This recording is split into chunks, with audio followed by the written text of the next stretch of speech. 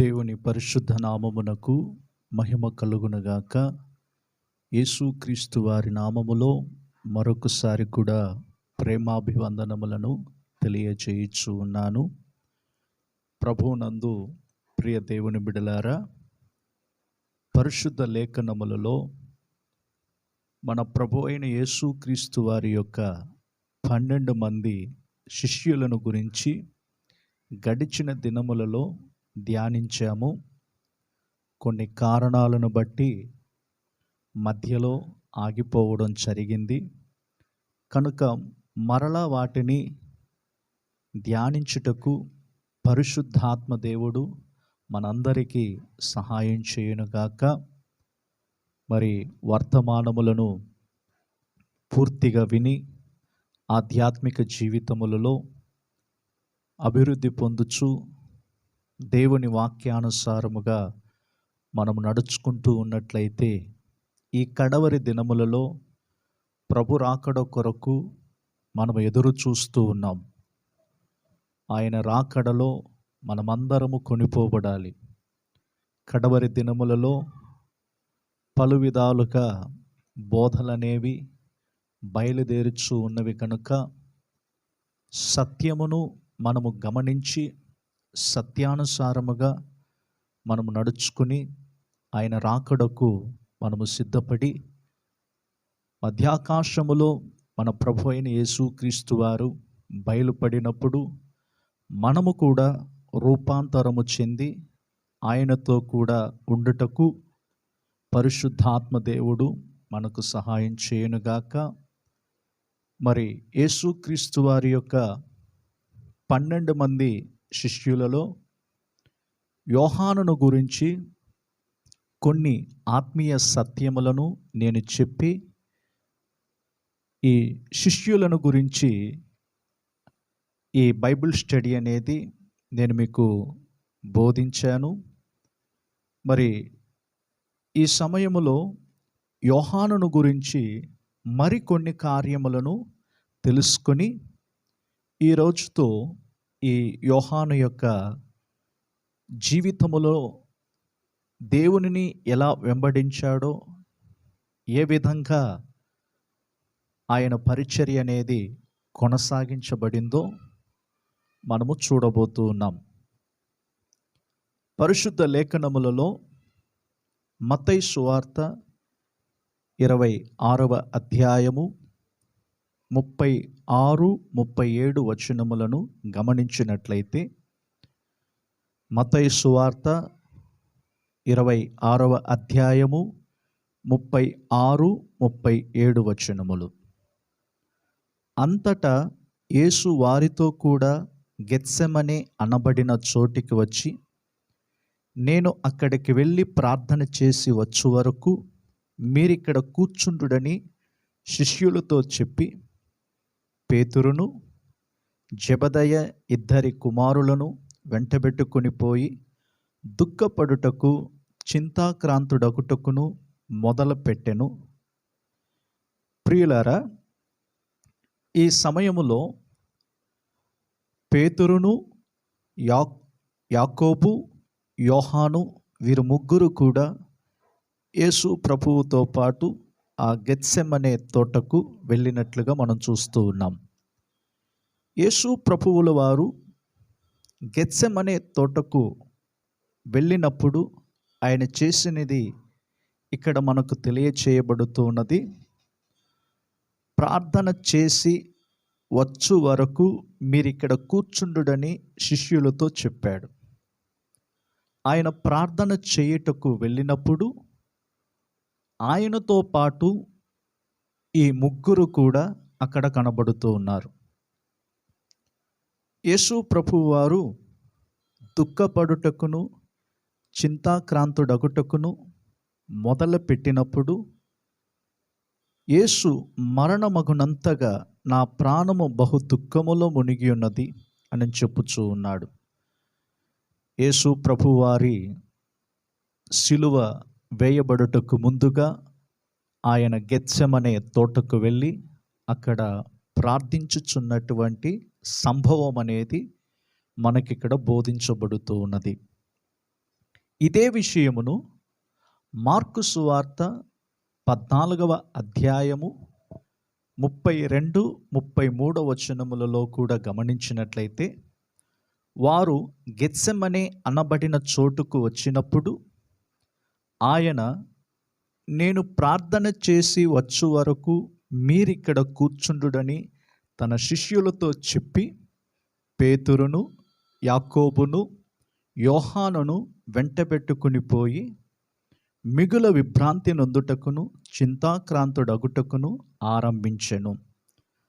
చూడండి, ఈ గెత్సెమనే తోటలో యేసు ప్రభువుతో పాటు పేతురును, యాకోబు, యోహాను వీరు ముగ్గురు ఆయనతో కూడా ఉన్నట్లుగా ఈ వాక్యముల ద్వారాగా మనకు రుజువు చేయబడుతూ ఉన్నది. మరి యోహాను యొక్క జీవితములో మనము గమనించినప్పుడు యేసు ప్రభువును అధికముగా ప్రేమించు వ్యక్తిగా మారాడు. వారికి ముందుగా జెబెదయి కుమారులకు ఒక పేరు యేసు ప్రభువు పెట్టాడు, ఉరిమెడి వారు అని చెప్పాడు. మరి ఈ ఉరిమెడి వారును యేసు ప్రభువు ఎన్నుకొని వారు ఆయనతో వెంబడించాలని చెప్పి తెలియచేయుచూ ఉన్నప్పుడు వారు తమకున్నటువంటి ప్రాచీన స్వభావములన్నీ కూడా విడిచిపెట్టి ప్రభువును అధికముగా ప్రేమించువారుగా మారారు. నేడు కడవరి దినములలో బ్రతుకుచున్నటువంటి మనమందరము కూడా ప్రాచీన స్వభావములను మనం మాని, ప్రాచీన క్రియలను మనం విడిచిపెట్టి నవీన స్వభావములను మనము ధరించుకొని ప్రభువును మనం వెంబడించినట్లయితే మనము ఆశీర్వదింపబడిన జనముగా మారుతూ ఉన్నాం. మరి కడవరి దినములలో అనేకులు ప్రభువును వెంబడించే విషయములో చాలా తక్కువగా కనబడుతూ ఉన్నారు. మరి ఈ యోహాను యొక్క జీవితములో మనము గమనించినప్పుడు యేసు ప్రభువును అధికముగా ప్రేమించువాడుగా మారెను. యేసు ప్రభువు వారు ప్రార్థించడానికి గెత్సెమనే తోటకు వెళ్ళినప్పుడు వీరు ముగ్గురు కూడా అక్కడ ఉన్నట్లుగా నేను మీకు ముందుగా వాక్యము ద్వారాగా తెలియజేశాను. కనుక నా ప్రియ దేవుని బిడలారా, మనకు కలుగు శ్రమలు, కష్టములు, ఇబ్బందులు ఏవైనా ఉన్నప్పటికీ ప్రభు పాదముల యొద్ద మనము కూర్చొని మనం మొరపెట్టినప్పుడు మనకు ఒక గొప్ప విడుదల అనేది కలుగు చేయబడుతూ ఉన్నది. నేడు విడుదల లేని బ్రతుకులుగా మన ఎదుట కనబడుతూ ఉన్నాయి. అయితే మన ప్రభువు మనలను వాటి నుండి విడిపించడానికి ఆయన ఎంతగానో తన యొక్క ఉద్దేశం అనేది మనలో బయలుపరచడానికి ఆయన మనలో ఒక గొప్ప విమోచనము కలగాలని చెప్పి దేవుడు ఎంతగానో ఎదురు చూస్తూ ఉన్నాడు. కనుకనే ఇర్మీయా గ్రంథములో కూడా మనం గమనించగలము, భ్రష్టులకు పిల్లలారా మరలా తిరిగి నా యొద్దకు రండి, నేను మిమ్మల్ని బాగు చేయుదును అని చెప్పాడు.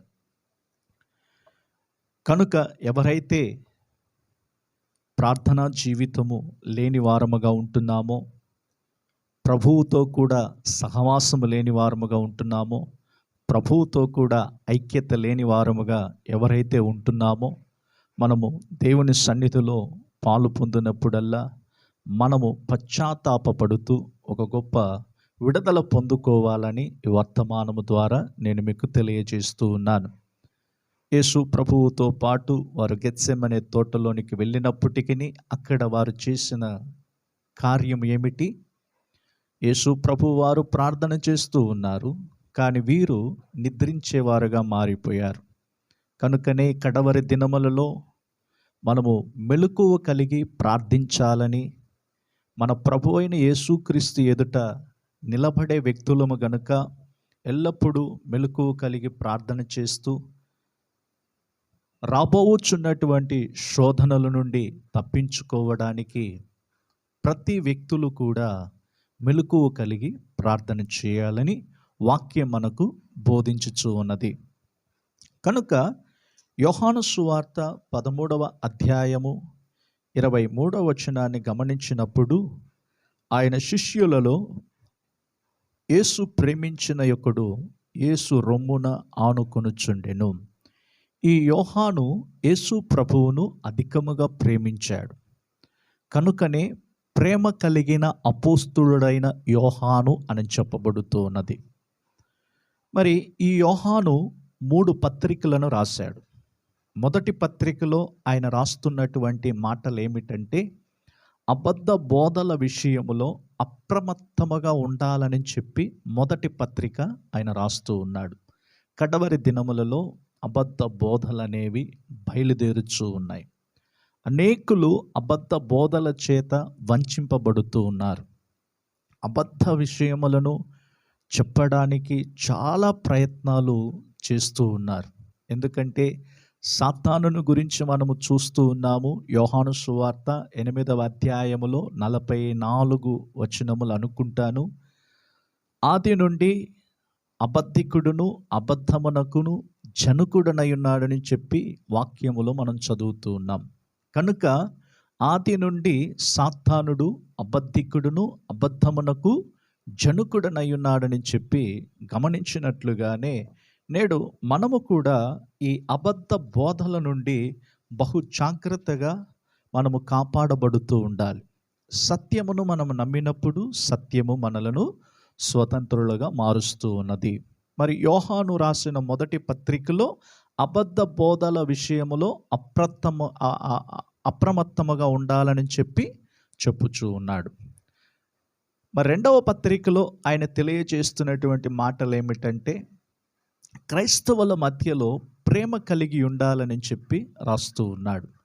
అబద్ధ బోధల విషయంలో అప్రమత్తముగా ఉండాలి, క్రైస్తవుల మధ్యలో ప్రేమ కలిగి ఉండాలని చెప్పి ఆయన రాస్తూ ఉన్నాడు. మరి కడవరి దినములలో ప్రేమ అనేది తక్కువైపోతూ ఉన్నది. ప్రేమ అనేక పాపములను కప్పివేయునని చెప్పబడుతూ ఉన్నది.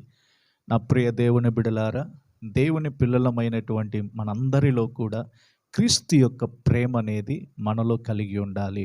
మరి క్రీస్తు యొక్క ప్రేమలో మనము ఎదుగుతూ ఉన్నప్పుడు మన ఆధ్యాత్మిక జీవితములలో కూడా అభివృద్ధి పరచబడుతూ ఉన్నాం. మరి యోహాను కూడా యేసును అధికముగా ప్రేమించే వ్యక్తిగా మారినప్పుడు ఆయన రొమ్మున ఆనుకొనుచూ ఉన్నటువంటి ఒక వ్యక్తిగా ఇక్కడ చెప్పబడుతూ ఉన్నది. మరి ఇటువంటి యోహాను యొక్క జీవితములో శ్రమలు, కష్టములు, తన పరిచర్యలో పలు విధములైనటువంటి ఎదిరింపులు, హింసలు ఇవన్నీ కూడా కలిగి ఉన్నప్పటికీ క్రైస్తవుల మధ్యలో ఒక ప్రేమ కలిగి ఉండాలని చెప్పి ఆయన 2వ పత్రికను రాస్తూ వచ్చాడు. మరి 3వ పత్రికలో మనం గమనించినప్పుడు బహు జాగ్రత్త కలిగి ఉండాలని ఆయన హెచ్చరిస్తూ ఉన్నాడు. దేయోత్రెఫే అనేటువంటి వ్యక్తి విషయములో బహు జాగ్రత్త కలిగి ఉండాలని చెప్పి ఆయన రాస్తూ ఉన్నాడు. మరి ప్రకటన గ్రంథములో కూడా మనము గమనించినట్లయితే శ్రమలు, హింసలు, వీటి మధ్యలో కూడా విశ్వాసమును కాపాడుకుంటూ నమ్మకముగా మనము ఉన్నట్లయితే పొందబోవచ్చున్నటువంటి బహుమానము ఏమై ఉన్నదో ప్రకటన గ్రంథములో కూడా మనము చూస్తూ ఉన్నాం. నా ప్రియ దేవుని బిడలారా, ఇటువంటి యోహాను యొక్క జీవితములో చివరి దినాలలో మనము గమనించినట్లయితే కాగొచ్చున్నటువంటి నూనెలో కూడా వేసినప్పుడు దేవుడు దాని నుండి తప్పించగలిగాడు. మరి ఎన్నో విధములైనటువంటి ఎదిరింపుల మధ్యలో కూడా యోహాను దేవునికి నమ్మకస్తుడుగా ఉండినట్లుగానే మనము ప్రభువుల వారికి మనము ఎలాగ నమ్మకస్తులుగా ఉండాలని చెప్పి ఏదైతే మనము తీర్మానము చేస్తూ ఉన్నామో ఆ తీర్మానమును బట్టి మన జీవితంలో ముందుకు కొనసాగాలి. ఈ క్రైస్తవ జీవితం అనేది ఒక సుఖభోగములయందు ఆసక్తి కలిగి జీవించేది కాదు, కానీ శ్రమలు, కష్టములు, హింసలు ఇవన్నీ వీటి మధ్యలో కూడా మన ప్రభువును మనం విడిచిపెట్టకూడదు. ఆయనను అధికముగా మనం ప్రేమించినట్లయితే మనం పొందుకోబోతున్నటువంటి బహుమానం అనేది పరలోకమందు దేవుడు మన కొరకు సిద్ధపరిచి ఉన్నాడు. కనుక క్లుప్తముగా కొన్ని విషయములను మాత్రం నేను చెప్పాను. తరచుగా మనము రాబోయే దినాలలో ఈ యేసుక్రీస్తు యొక్క 12 మంది శిష్యులను గురించి మరలా దానిని కొనసాగించుటకు పరిశుద్ధాత్మ దేవుడు మనకు సహాయం చేయనుగాక.